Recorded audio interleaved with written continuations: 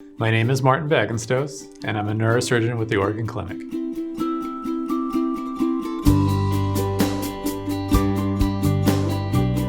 I think it's something that I've always thought I wanted to do. Growing up as a child, my mother would always tell me that I would love to take things apart and rebuild them and always know what made something up and how it worked.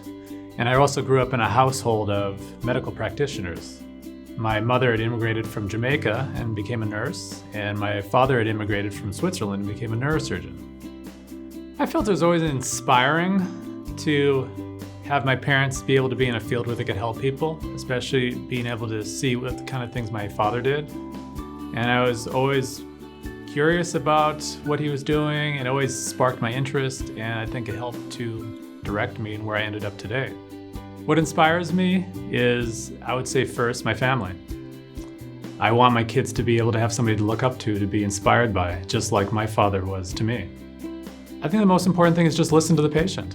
Let them tell their story, give them the time to explain to you what's really going on, and I think it gives me and other practitioners a better sense of kind of how to care for their problem. I would say just coming to work every day is great. I wouldn't specifically say there's one favorite moment over another. There's lots of memorable patients that have come over the years that I've taken care of, but I just love what I do. I love my job. I love coming in every day to do it. And, days have its challenges, but that's also what continues to want me to do better and to keep working. When I am not at work, I love to go skiing in the winter. I love to play sports in the summer with my kids. I love to spend time with my family.